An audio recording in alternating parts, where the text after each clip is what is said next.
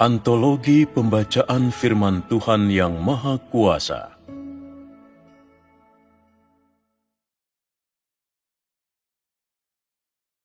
Penampakan Tuhan telah mendatangkan zaman yang baru.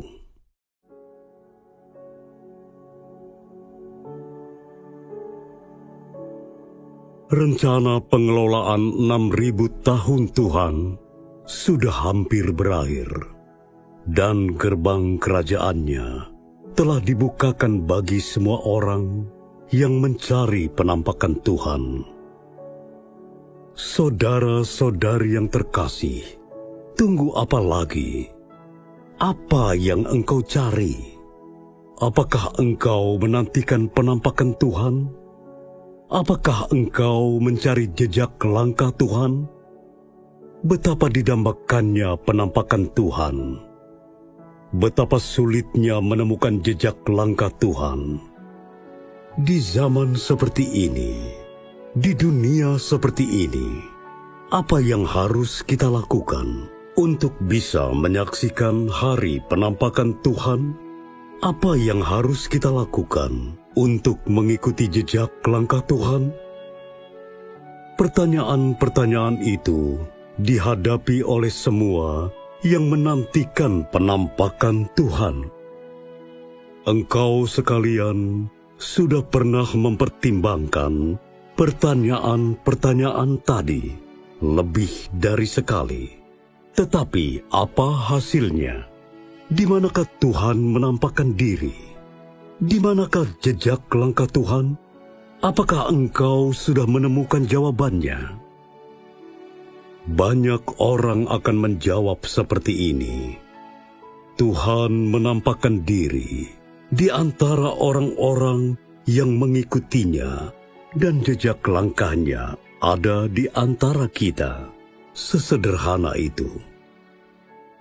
Setiap orang bisa saja mengetengahkan jawaban standar. Tetapi apakah engkau paham apa arti penampakan Tuhan? Dan apa arti jejak langkah Tuhan?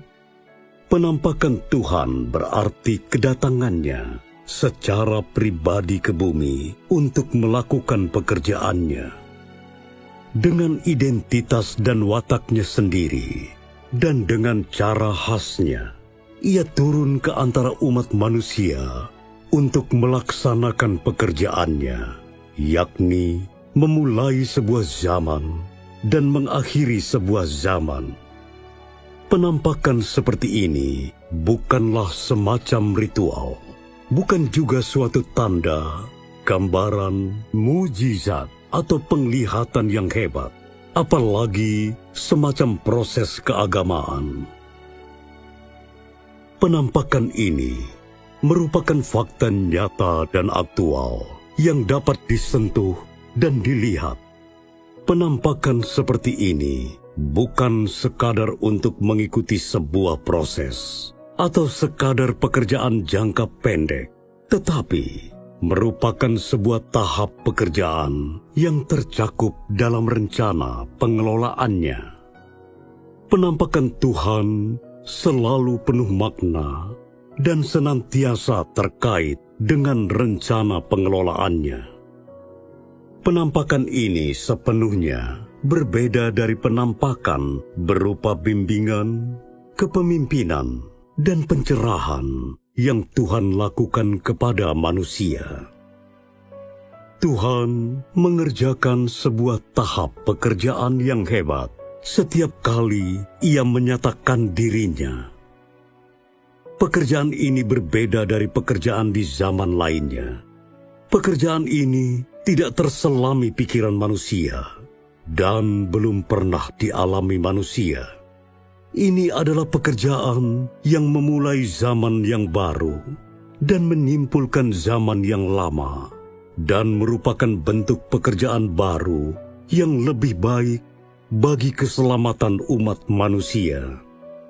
Selain itu, ini adalah pekerjaan yang membawa umat manusia memasuki zaman yang baru.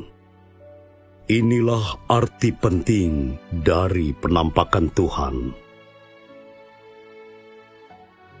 selagi memahami penampakan Tuhan ini, bagaimana seharusnya engkau mencari jejak langkah Tuhan? Pertanyaan ini tidaklah sulit untuk dijelaskan. Di mana ada penampakan Tuhan, di situ engkau akan temukan jejak langkah Tuhan.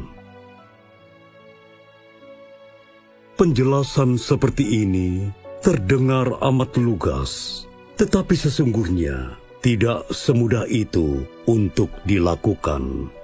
Sebab banyak orang tidak tahu di mana Tuhan menyatakan dirinya, apalagi di mana Ia bersedia atau akan menyatakan dirinya. Beberapa orang secara impulsif percaya bahwa di mana ada pekerjaan Roh Kudus, di sanalah ada penampakan Tuhan. Atau jika tidak begitu, mereka percaya bahwa di mana ada tokoh-tokoh rohani, di situ juga ada penampakan Tuhan.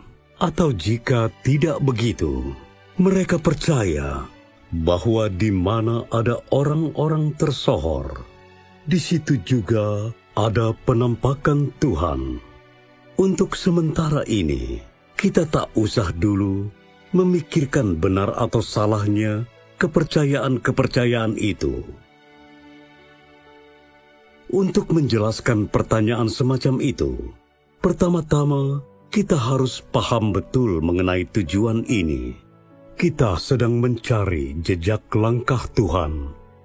Kita tidak sedang mencari tokoh rohani, apalagi mengikuti tokoh ternama, melainkan sedang mengikuti jejak langkah Tuhan. Oleh karena kita sedang mencari jejak langkah Tuhan, maka kita harus mencari kehendak Tuhan, perkataan Tuhan, pernyataan Tuhan. Sebab di mana ada firman Tuhan yang baru, di sanalah ada suara Tuhan. Dan di mana ada langkah kaki Tuhan, di situ juga ada perbuatan Tuhan. Di mana ada pengungkapan Tuhan, di situ juga ada penampakan Tuhan. Dan di mana ada penampakan Tuhan, di situ juga ada kebenaran dan jalan dan hidup. Saat sedang mencari jejak langkah Tuhan, engkau mengabaikan firman yang mengatakan bahwa Tuhan adalah kebenaran dan jalan dan hidup. Jadi, saat banyak orang menerima kebenaran, mereka tidak percaya bahwa mereka telah menemukan jejak langkah Tuhan, apalagi mengakui penampakan Tuhan. Betapa dalamnya kekeliruan itu. Penampakan Tuhan tidak dapat diselaraskan dengan gagasan manusia, apalagi terjadi atas perintah manusia. Tuhan membuat pilihan-pilihannya sendiri dan memiliki rencana-rencananya sendiri mengenai kapan Ia melangsungkan pekerjaannya. Lagi pula, Ia memiliki tujuan-tujuan dan cara-caranya sendiri. Ia tidak perlu membicarakan pekerjaan yang dilakukannya dengan manusia atau mencari nasihat manusia, apalagi memberitahukan setiap orang mengenai pekerjaannya. Inilah watak Tuhan yang terlebih lagi perlu dikenali oleh semua orang. Jika ingin menyaksikan penampakan Tuhan, jika hendak mengikuti jejak langkah Tuhan, maka engkau harus pertama-tama melampaui gagasanmu sendiri. Engkau tidak boleh menuntut Tuhan melakukan ini atau itu, apalagi menempatkannya dalam batas-batasmu sendiri dan membatasinya dalam gagasan pribadimu. Akan tetapi, engkau harus bertanya, bagaimana seharusnya engkau mencari jejak Tuhan? Bagaimana seharusnya menerima penampakan Tuhan? Dan bagaimana harus berserah pada pekerjaan baru Tuhan? Itulah yang harus dilakukan oleh manusia. Oleh karena manusia itu bukan kebenaran dan tidak memiliki kebenaran, manusia harus mencari, menerima, dan menaati. Tanpa memandang apakah engkau berkebangsaan Amerika, Inggris, atau warga negara lainnya, engkau harus melangkah keluar dari batas-batasmu sendiri, harus melampaui dirimu sendiri, dan harus memandang pekerjaan Tuhan sebagai ciptaan Tuhan. Dengan cara ini, engkau tidak akan menghambat jejak langkah Tuhan. Sebab sekarang ini banyak orang menganggap bahwa tidak mungkin Tuhan akan menampakkan diri di negara atau bangsa tertentu. Betapa dalamnya makna pekerjaan Tuhan dan betapa pentingnya penampakan Tuhan. Bagaimana mungkin semua itu diukur dengan gagasan dan pemikiran manusia? Jadi, menurut hematku, engkau harus menghancurkan gagasanmu tentang kebangsaan atau kesukuan saat mencari penampakan Tuhan. Dengan cara ini, engkau tidak akan dihambat oleh gagasanmu sendiri. Dengan cara ini, engkau akan dilayakkan untuk menyambut penampakan Tuhan. Jika tidak begitu, engkau akan selalu berada dalam kegelapan dan tidak akan pernah berkenan di hadapan Tuhan. Tuhan adalah Tuhan atas segenap umat manusia. Dia tidak menjadikan dirinya sebagai milik pribadi suatu negara atau bangsa tertentu, dan ia melangsungkan pekerjaan yang direncanakannya tanpa dihambat oleh bentuk negara atau bangsa manapun. Mungkin engkau belum pernah membayangkan bentuk seperti ini, atau mungkin engkau menyangkal keberadaannya, atau mungkin negara atau bangsa di mana Tuhan menampakkan diri justru terkucilkan dan merupakan yang paling tertinggal di bumi ini. Meski begitu, Tuhan memiliki hikmatnya sendiri. Dengan kuasanya dan melalui kebenaran dan wataknya, ia telah benar-benar memperoleh sekumpulan orang yang memiliki pikiran yang selaras dengan pikirannya. Ia telah memperoleh sekumpulan orang yang ingin dibentuknya, sekumpulan orang yang telah ditaklukkannya, yang tahan menanggung ujian dan segala macam penganiayaan, dan sanggup mengikutinya sampai pada akhirnya. Tujuan penampakan Tuhan yang bebas dari segala hambatan bentuk atau negara adalah supaya ia dapat menunaikan pekerjaan yang direncanakannya. Misalnya, saat Tuhan menjadi manusia di Yudea, tujuannya adalah untuk menyelesaikan pekerjaan penyaliban demi menebus segenap umat manusia. Namun bangsa Yahudi berpendapat bahwa mustahil Tuhan melakukan ini, dan mereka pikir mustahil Tuhan dapat menjadi daging dan mengambil rupa Tuhan Yesus.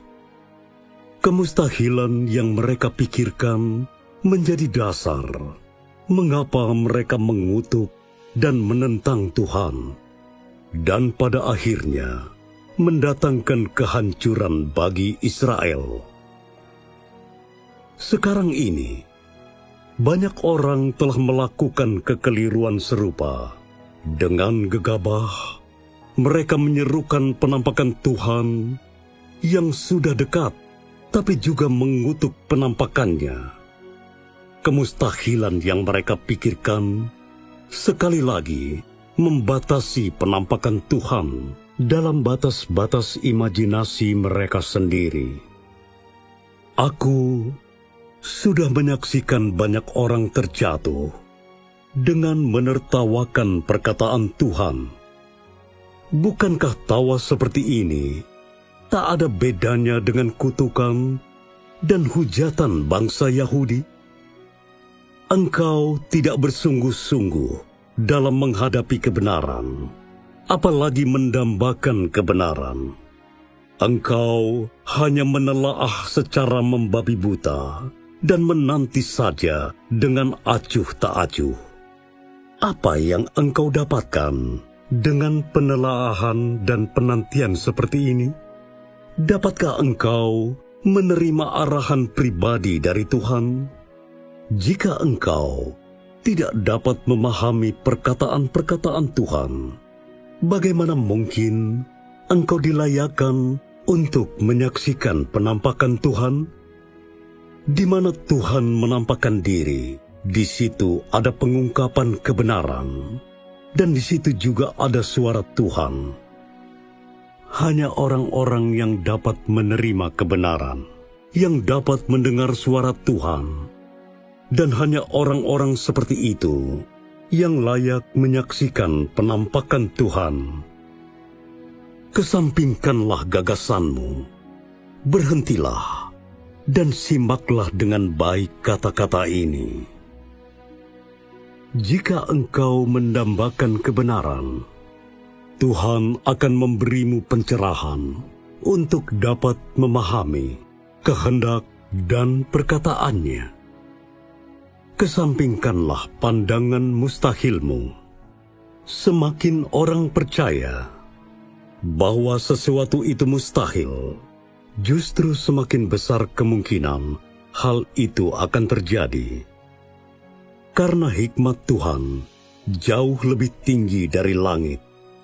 Pikiran Tuhan lebih tinggi dari pikiran manusia. Dan pekerjaan Tuhan melampaui batas pemikiran dan gagasan manusia. Semakin besar kemustahilan terjadinya sesuatu, semakin banyak kebenaran yang harus dicari. Semakin jauh sesuatu melampaui gagasan dan bayangan pikiran manusia, semakin banyak kehendak Tuhan yang terkandung di dalamnya. Sebab dimanapun Tuhan menyatakan dirinya, Ia tetaplah Tuhan, dan substansinya tak akan pernah berubah karena lokasi atau cara penampakannya. Watak Tuhan tetap sama dimanapun jejak langkahnya berada. Dimanapun jejak langkah Tuhan berada, Tuhan tetaplah Tuhan atas segenap umat manusia. Sebagai contoh, Tuhan Yesus bukan hanya Tuhannya bangsa Israel, tetapi Dia juga Tuhan atas semua orang di Asia, Eropa, dan Amerika, dan bahkan merupakan satu-satunya Tuhan di seluruh alam semesta. Jadi, marilah kita mencari kehendak Tuhan dan menemukan penampakannya melalui perkataan-perkataannya, serta mengikuti jejak langkahnya. Tuhan adalah kebenaran dan jalan dan hidup. Firman dan penampakannya ada dalam waktu bersamaan, dan watak serta jejak langkahnya akan selalu tersedia bagi umat manusia. Saudara-saudari yang terkasih, aku berharap engkau dapat melihat penampakan Tuhan melalui firman-firman ini, dan akan mulai mengikuti jejak langkahnya menuju ke zaman yang baru dan ke dalam langit baru dan bumi baru yang indah, yang sudah dipersiapkan bagi orang-orang yang menantikan penampakan Tuhan.